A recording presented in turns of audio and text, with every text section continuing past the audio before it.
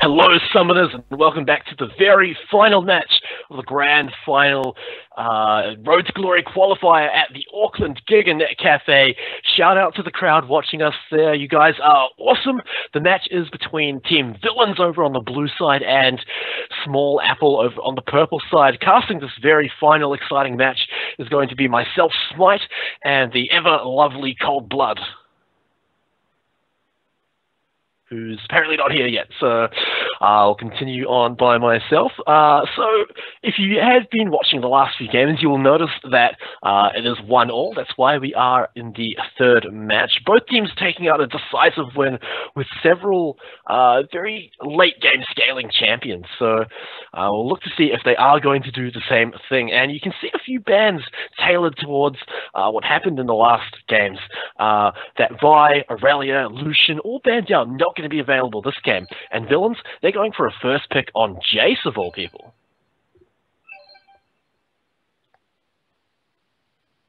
Hey, just jumping in there, it's going to be you and me, Smite, because Cold got bugged out of the lobby as soon as the game started, so he is going to head off, I think, so I'll take over the casting duties from him as your co-caster.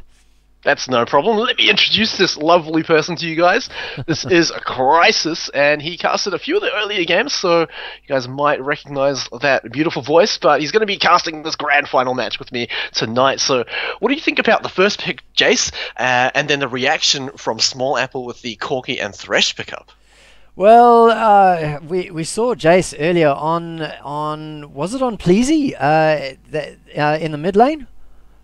Yes, it was pleasing. Yeah, and he absolutely dominated with the Jace. So it's quite a niche pick. It's obviously a favorite champion of his, and players are used to the Jace going to the top lane. So that's really an advantage for Pleasy. If he takes the Jace and heads to the mid lane, you'd probably find that a lot of mid lane specialists won't necessarily have come up against the Jace in many matchups. So he'll probably be counting on that kind of information advantage over his opponent Shiv. Yeah, and not to mention as well, it's a little bit of a mind game because you saw them play it in mid lane in the first match, and so they might be expecting that.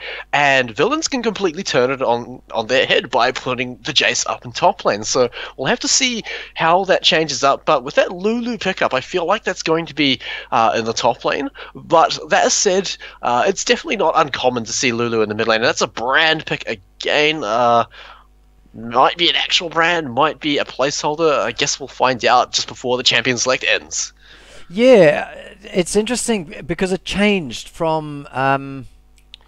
It seemed to change. I'm sure he had another Champion selector just before it switched over to brand. So, well, we'll have to see if it works out. We might have a little remake of the lobby, which won't be a huge problem. That said, we'll see how things work out. Dan Dane picking up the Lulu. There is a possibility that the Lulu ends up in the mid lane. There is also a possibility that the Lulu ends up in the bottom lane as support. It all remains to be seen. Meanwhile, champion picks continuing on the Small Apple team. We've got Blue grabbing the Rise, and we saw Rise in the mid lane by the opposing team earlier on. So I don't know if that's going to be another non-standard pick or if Rise is just going to head on up to the top lane. Yeah, and once again, another mind game, so you don't know where that's going, you don't know how to tailor your composition to it, although a lot of the picks are already done, so it's a little bit less effective than a first pick mind game. Oh, and I'd like to see this Hecarim get locked in. Oh, please actually lock that in. And in fact, that was it. That was, oh my god, Fudges had the Hecarim beforehand, and I remember now, I was going to comment on it, because you remember earlier on in the day, we had that Hecarim banned. Now, I can't recall whether it was in the Villains game, and I actually think, oh, was it? Or was that in the first game that we covered? Oh, I cannot remember. But there was definitely a Hecarim ban. It has to have been related to this match, surely. Well, it gets locked in, so there is going to be a Hecarim, and no place like the jungle for him, so he'll be going there. And Hecarim really has fallen out of favor, and yeah, it looks like that brand pick was a placeholder, so we'll be getting right back into the Champion Select so that they can do everything all over again, but of course it'll be a lot quicker because everyone knows what they're doing, so we'll get to find out what that brand is this time. But back to Hecarim. He was so strong when the metagame really focused around heavy initiation, and I feel like that's almost what the metagame is moving towards more now, with engaging, because you've got a lot of hyper carries that just sit in the back line and get protected. If you bring a lot of initiating power into the game, someone like Hecarim, who can get straight to the back line and there's not a thing you can do about it. Yeah, he literally does not care about what's in his way. Everybody's going to run screaming. Yeah, so he will get to the back line, and depending on the AD carry, which is going to be Corki once again on blue, so I feel like if anyone's going to get to the back line to get a Corki, even through people like Thresh and even Ryze, who's kind of a midline champion, Hecarim is going to be the one to do it. Now, Pleasy is the one who has Jace locked in right now, and he's going to be going up a first appearing second time today, Zed on Shiv.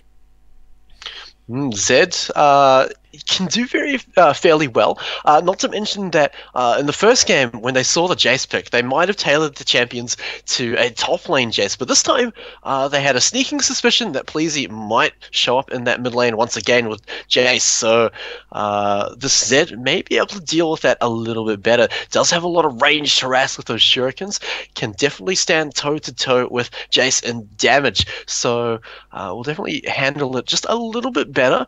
And can definitely roam a lot more than the champion that he played in the first match, which was, I think, Orianna.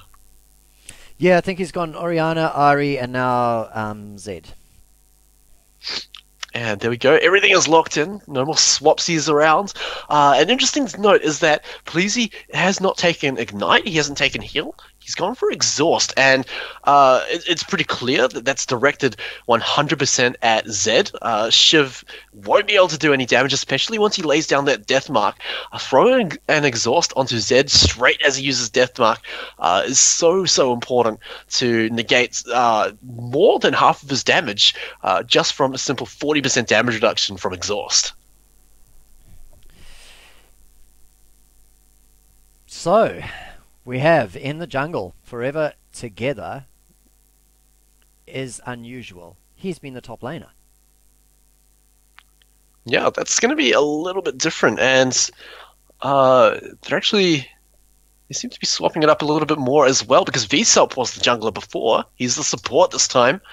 The only people staying on the same roles are Blue and Shiv on the AD carry and mid laner role, whereas not as much shuffling around has happened to villains this time. Yeah, So we'll see. I wonder how that's going to throw, whether that's going to throw their opponents too much. And I wonder if what we're seeing is champion specializations coming out. So the small apples have been playing particular roles throughout the day, but right now what they're going on to is their favored solo queue type champions, I wonder. Yeah, that could be the case, definitely. But we'll see how well it does pick up. That is a fairly balanced team over on Small Apple. They've got the late game pillow to fall back on with Ryze and Zed. Definitely scale really well into the late game. But they've got a lot of early game power with Corki and Lee Sin. So definitely both things to watch out for if you are villains. And at the same time, their composition, while not the best at sieging down turrets, just due to lacking a lot of range, they can split push really well. They can get picks off very well. So they'll be definitely looking for fights in the jungle and sending Ryze into that split pushing role. But it's going to be all about how well the individual members of villains do in laning phase. If one of them starts doing incredibly well, that person could go and deal with the split pushing and really shut them down. So really looking to not let anyone snowball on villains. I wonder if we'll see any lane swaps coming in. We had a lane swap earlier on in Game 1 of the Grand Final, and it didn't really work out the way things were planned, I guess. That said, I mean, Draven Draven's got a very strong early game. I don't know if he would want to have that strong early game shut down by a Corki in combination with a Thresh. So at the very least, villains do not want that lane swap happening. At the same time, as well, because Lulu can handle the 2v1 fairly well, just because of the range. Glitter Lance can definitely help you pick up a whole lot of farm, and Rise definitely fares a lot less well at that, because the importance of his pick is, one, that he bullies an enemy melee champion, which isn't going to happen against Lulu, because Lulu is just Rise but more annoying. And then the other important thing about Rise is that he does obviously scale incredibly well into the late game, so picking him really does give you that champion to fall back on if things don't go so well in the early game. So really balancing the risk and reward of both sides of the game. All right, we've loaded in. A big shout out to GIGA Internet Cafe up there in Auckland. They have they must have fantastic computers there that things load so quickly. So if you're in Auckland and you're thinking about hitting up a net cafe, head on over to GIGA in Auckland. Now, last few games we've seen like quite a few invades, and it doesn't look like we're going to be seeing that this time, except Danjian looking to already be so annoying as Lulu. God, I hate Lulu. I'm sorry, I just hate that champion. But you seem to be reacting to Lulu like most people react to a Teemo. Yeah, no, Lulu is my Teemo. I can't stand it. But regardless, though, nothing too risky is going to be going on this time. Of course, third match, so both teams just as desperate as each other, but don't want to go for anything too dangerous right now. Got to be careful. Capitalize on the enemy's mistakes rather than risking making your own. But interesting to see is the positioning of Corki and Thresh waiting down in that bush, not looking to defend any of their jungle, but in fact maybe looking for a cheese kill at the start. Yeah, best of 3. This is the final game. A lot riding on the line. A qualification into the Road to Glory series on the line for these players, and they're going to try and eke out whatever advantages they can, and if that means getting some cheese damage in exchange for nothing, really, taking no damage down in the bottom lane, why wouldn't you try for it? Dolphs starting off with his red, and in fact the same with Forever Together, starting off with the red as the Lee Sin. The only difference is that Dolphs is going to get a little bit of help from the bottom lane. So Lee Sin going to be a little bit slower in the jungle, but interesting that he did start on that red buff. I mean, of course, red buff does work a little bit better on Lee Sin than blue buff, but the help that you get from bot lane is just so important.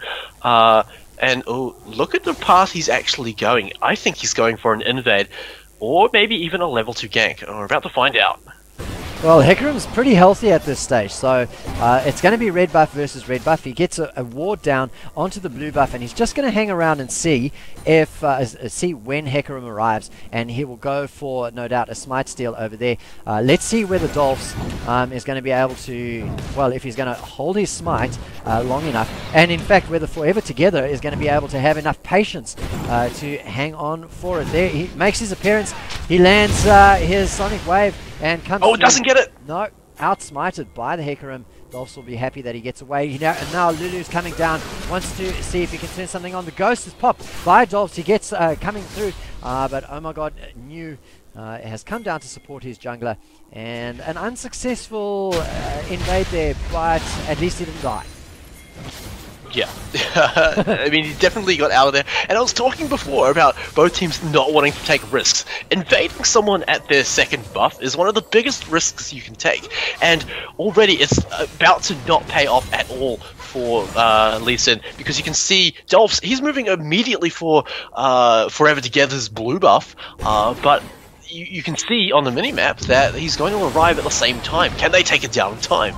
Yeah, there's no ward in this brush, but PF Insane is there to assist. Forever Together will have his smite up, but he's taken a huge amount of damage. Here, the mid laners have joined in the fight though. The first blood goes down to Jace. Peasy feeling very, very pleased that he's come down to try and pick up things, but PF Insane might go down in reply. No, it's a double kill for the Jace, and Pleasy very, very, very comfortable on this Jace. He's demonstrated time and time again that he knows just what to do with his champion, and there he picks up a double kill. And one of them, importantly, on his lane opponent.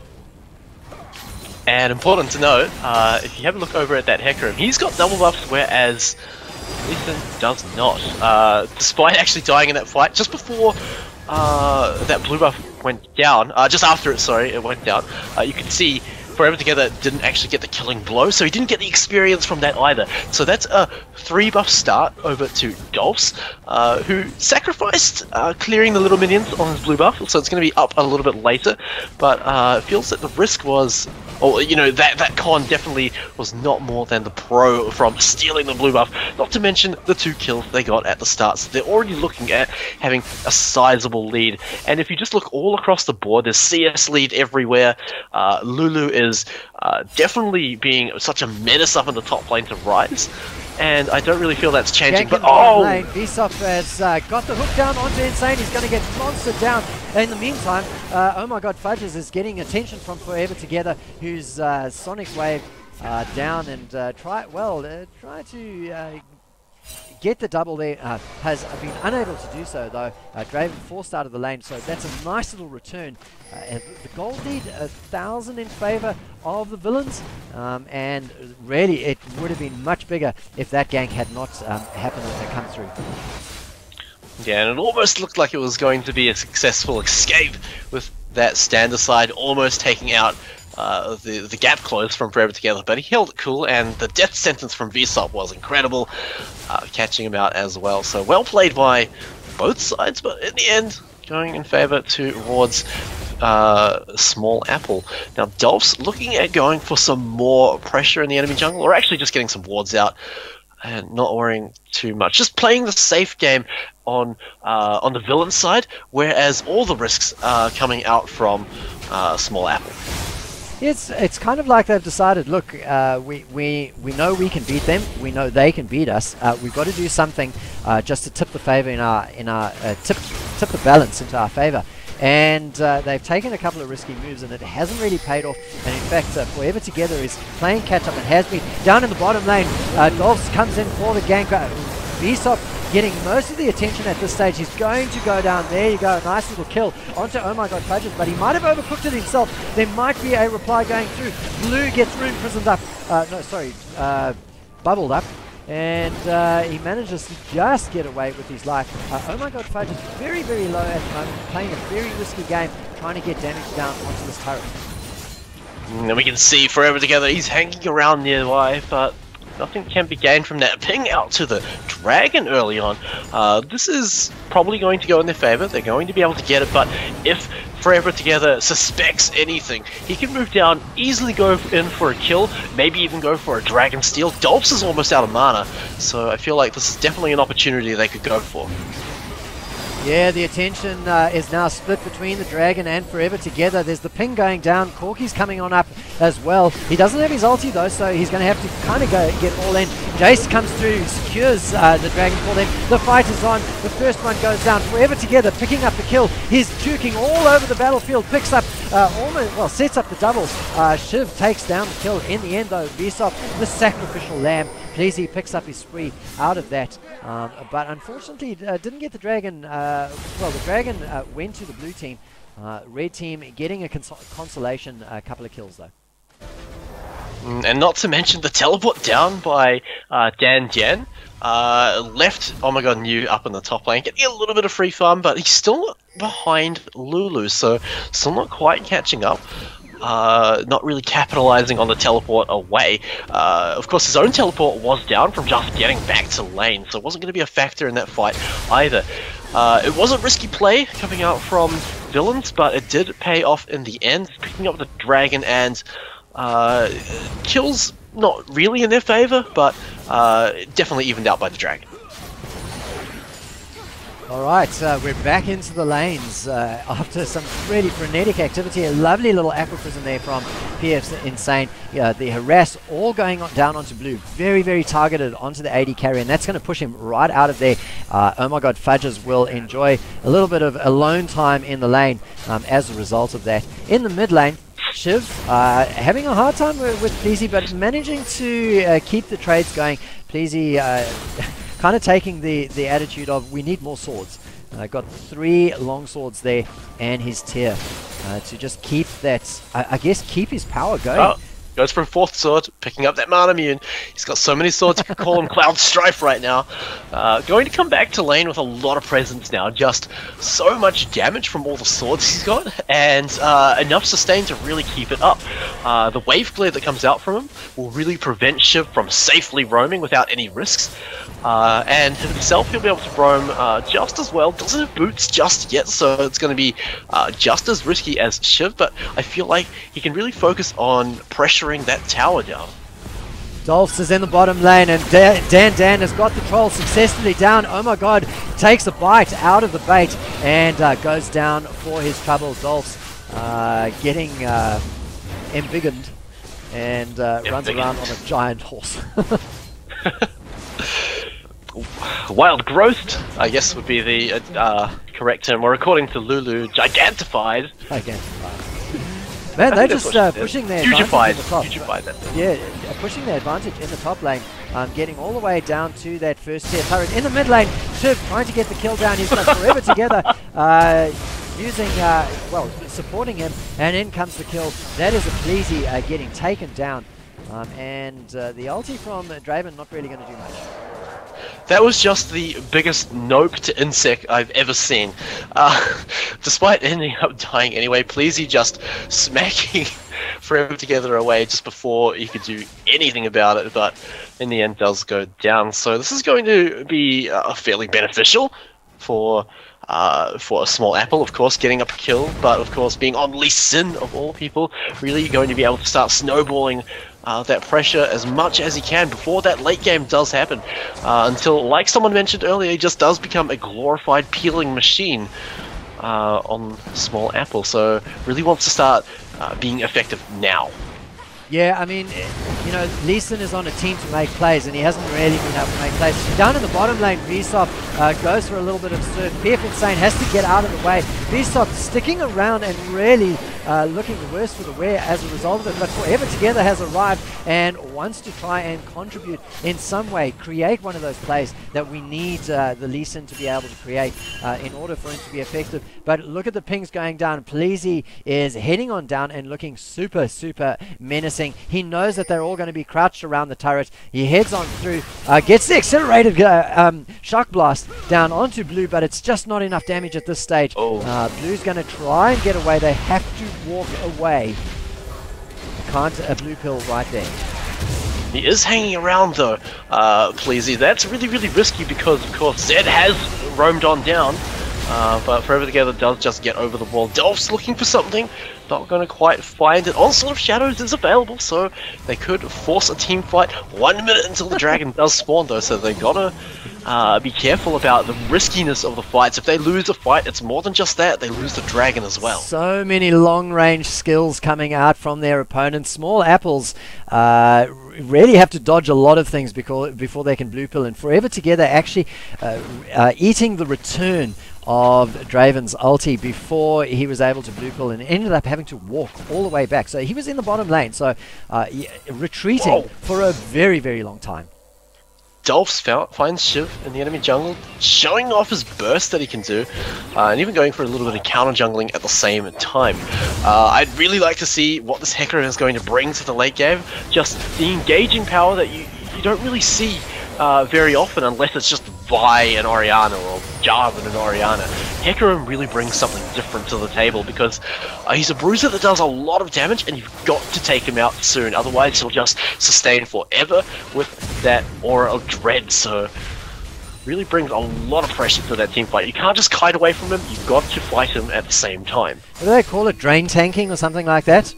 Where you heal up so fast. You take a huge amount of damage, and it's kind of like a mini Mundo ulti, and just kind of heal right the way back up. We've got a dragon getting taken down. This time it's going down a lot quicker, but the engage is on. Out comes the all of the ultis, the damage getting down, the death mark put onto the Hecarim, but he gets hugified and manages to survive. Forever Together's going to go down, and Pleasy picks up yet another kill in doing so.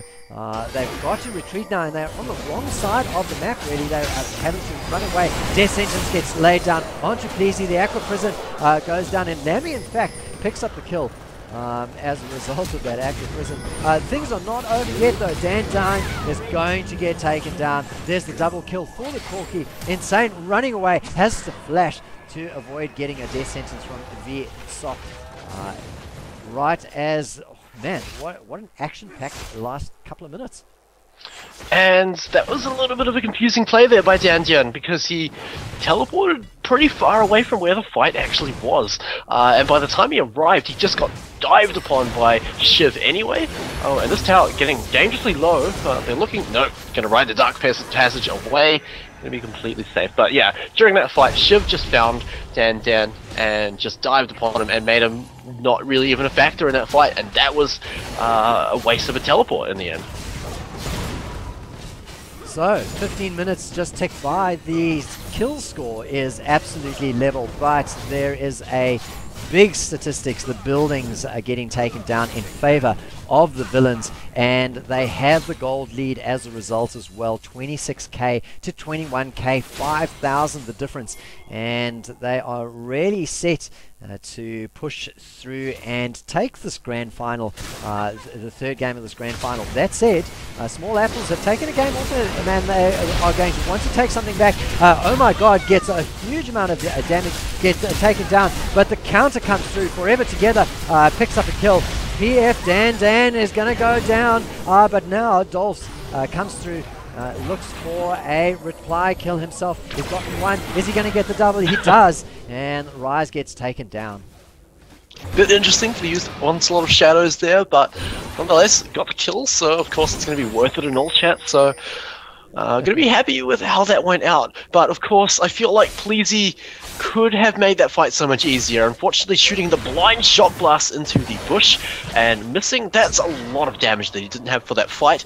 And you could see at the very end that poor Dan was looking to get a kill on two people that had almost no health. So if a shot blast had hit one of them, then that fight could have gone completely differently, maybe even avoiding any deaths at all on villains. But regardless, the kills still even, but of course the gold tells a different story because of that tower advantage that villains have gained.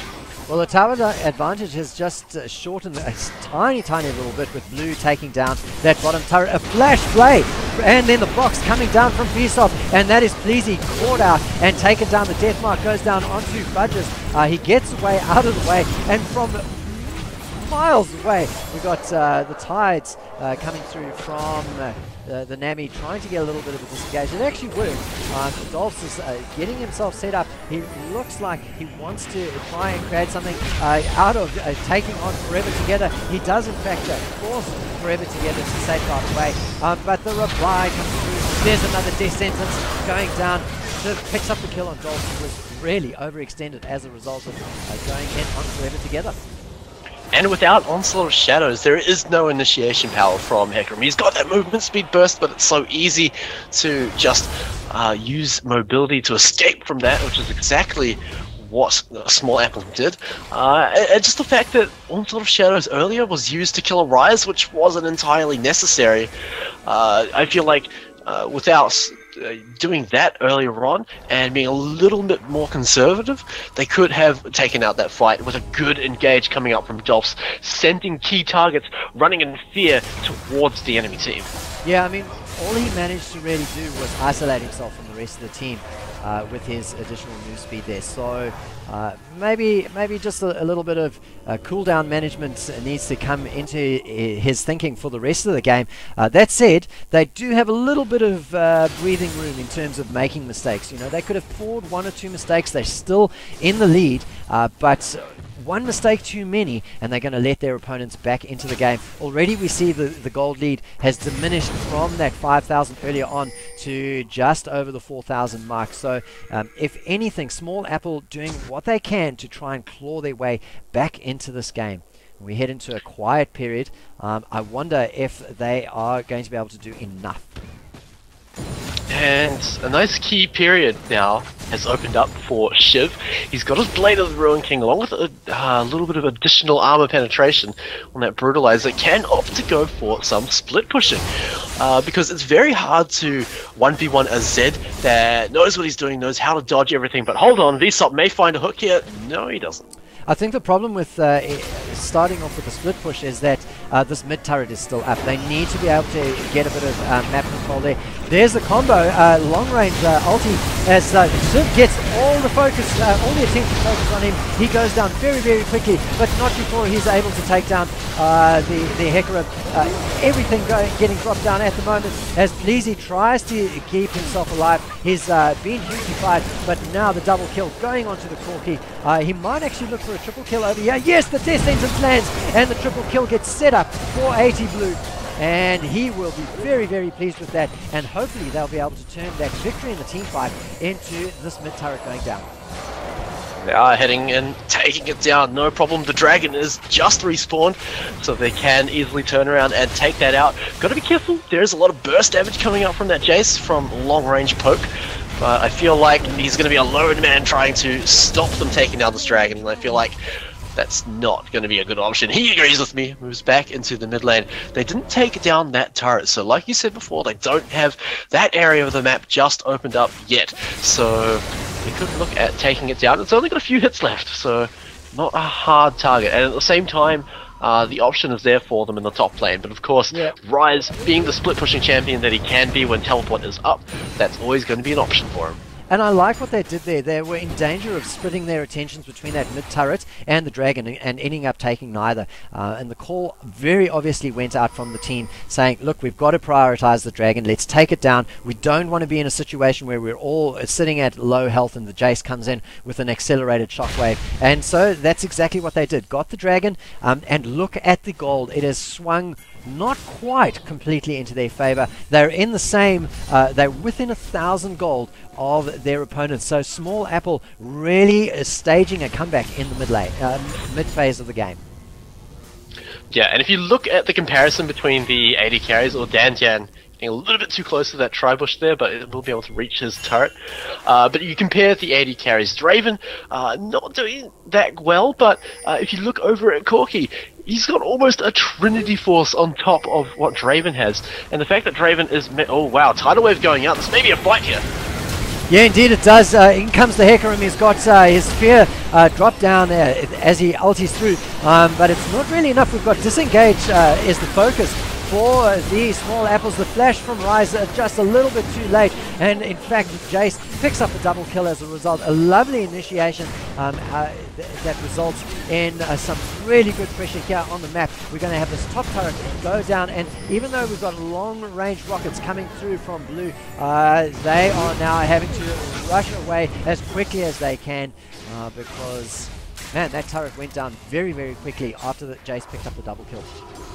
Yeah, and this is just not only the initiation power coming out from Dolphs, but also the surprise factor of it, because I can guarantee you that those guys hanging out in that tri-bush were not expecting a Hecarim to show up so quickly. This is why you need a much bigger ward coverage against champions that can engage so easily like that. You can't get surprise initiated on like that, because it really turns the fight around, takes out key targets too quickly for you to really retaliate, and doesn't leave you with the tools you need to turn the fight around.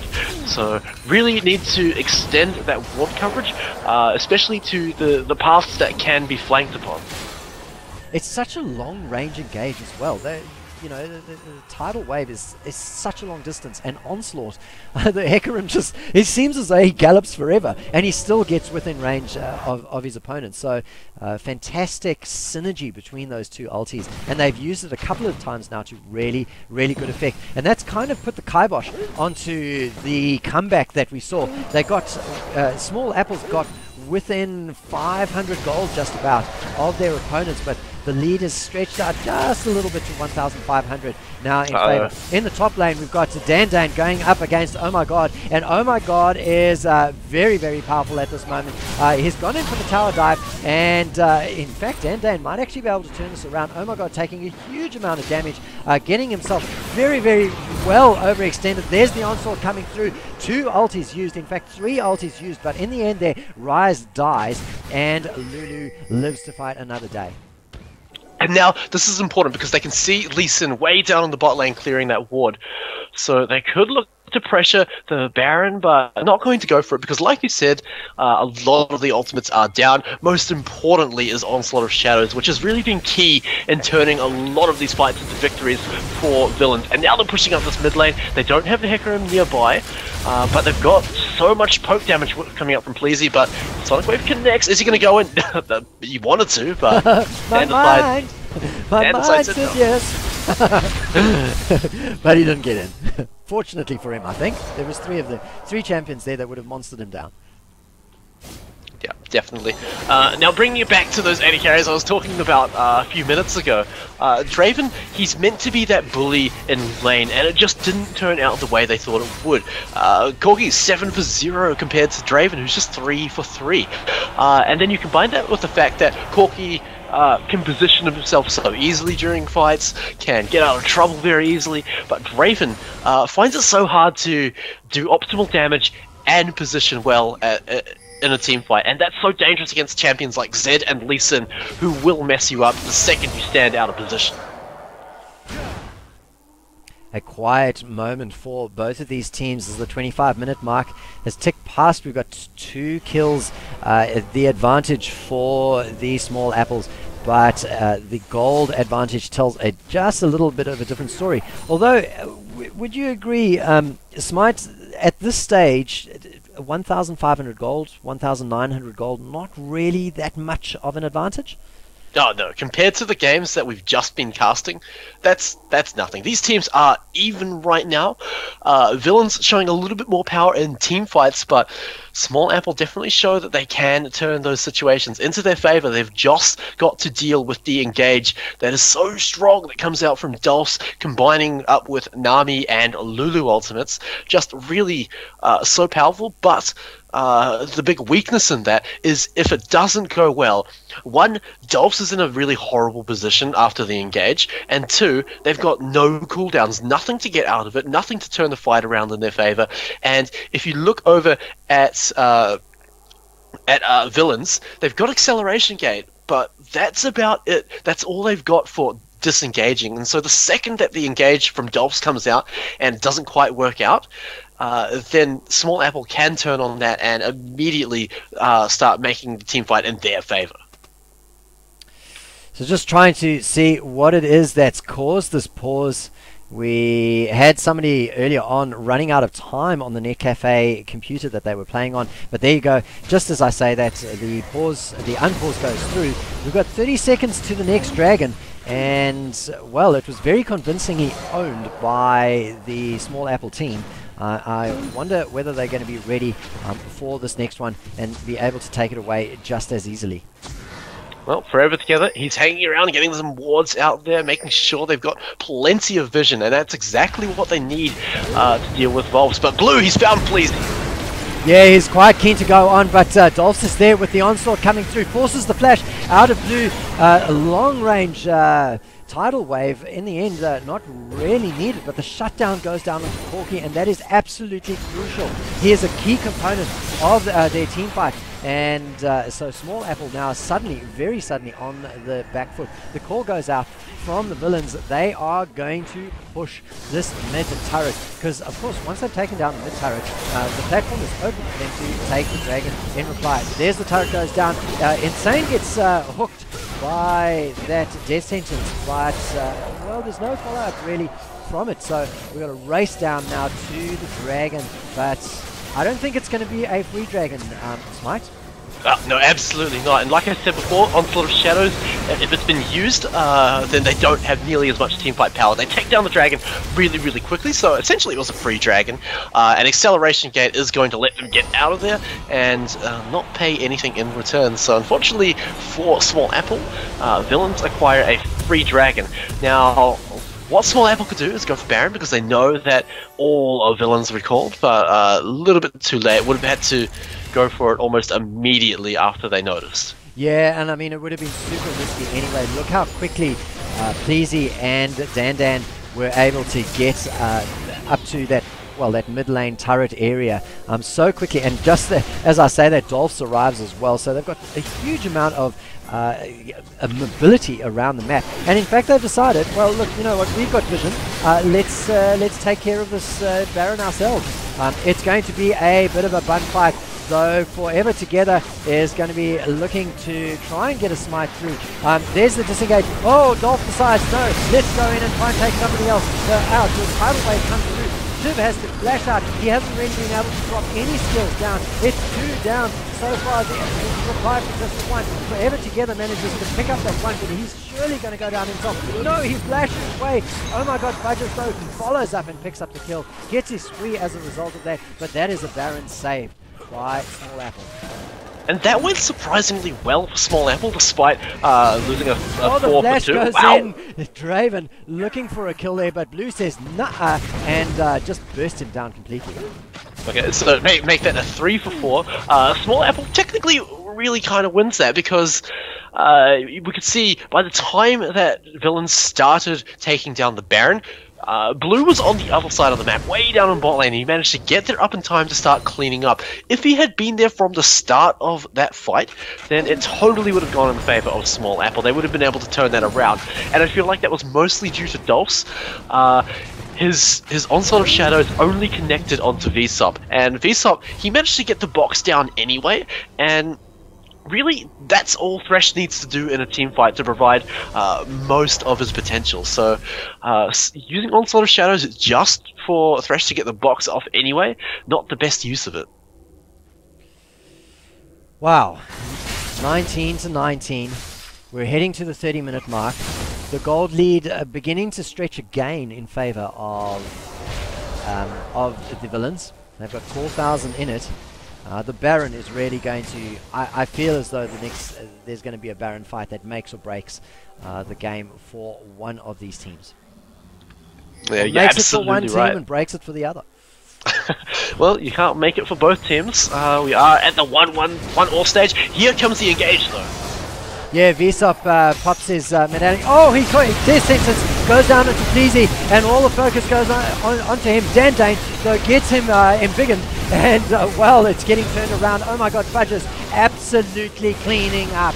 And that is a 4 for 2 as a result. Forever Together is going to complete the ace for his team, really. The double kill going on to the Lulu. I mean, really, Lulu hasn't been the danger prior to this, but coming up with the double kill over there. And the call going down from the villains. Let's go and get this mid lane turret. Let's get some pressure getting created on our behalf. I'm not sure. It's really tough for Dolls to try and tank this, but finally the minions arrive, and they'll take it down in the end there, and in fact they'll probably get an inhibitor as well.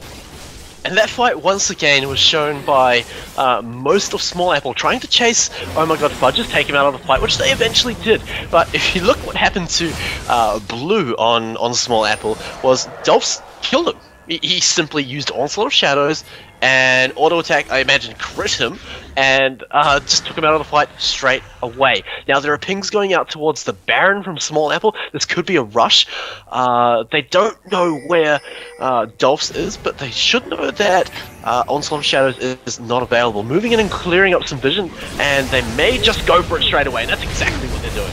Yeah, this is actually a great call. Their opponents are nowhere near, and critically, Hecarim is way down at the bottom of the map. He's having to come all the way up, and he's not going to get there. So Shiv has taken a lot of damage. Oh my word! It's stolen! It's stolen by the Lulu! So this is an incredible disaster for the Small Apple players, and in fact they are absolutely collapsing as a result of that. I think that just absolute disbelief that Lulu could walk up and steal it as easy as you please, absolutely crushed Small Apple, and now we've got supervillains and a full team with a Baron buff from villains heading up into the base. And this is 32 minutes into the game, so these death timers are fairly long. So even though the fight was all the way at Baron, there are still members of Small Apple dead, and they're going in! Yeah, it's unfortunately too little too late. The Flash is coming in for the flashy end, and the Nexus gets taken down nicely by villains, and goodness me, they turned on the accelerator literally after stealing that Baron and have taken the victory. So what does this mean, guys? This means that villains, they're going to be moving into the Road to Glory qualifier tournament. It is a qualifying tournament to get into the Oceanic Regional Finals. They'll be going up against 31 other teams all the way around from the Oceanic region. Internet cafes and universities are seeding teams into this tournament over the last few weeks, and villains are going to be the latest team added to that roster. So congratulations to them. They will be moving on to that tournament. Thanks to the guys at GameStar to come along and cast this with me. Also thanks to GIGA Internet Cafe for hosting this tournament. And most importantly, thank you to Aspect of Gaming and Theo Martin. Snowy Padre, like I said before, go give that guy a hug. Go give him some pats on the back, because that guy does an amazing job for esports all the way around. So thank you guys for joining us tonight. It's been an amazing day. So many incredible matches and a best of 3 match for the ages to finish it off. Really enjoyed it, and I hope you guys did too. This is Smite signing off, and Crisis, he wants to say goodbye too. Yeah, fantastic being involved and great casting with you, Smite. Congratulations once again to the villains who take the victory and head on through to the next phase of this awesome competition that may end up with villains could go the full distance all the way through to the grand final of the Oceanic region championships. So thank you once again. This is Crisis signing off.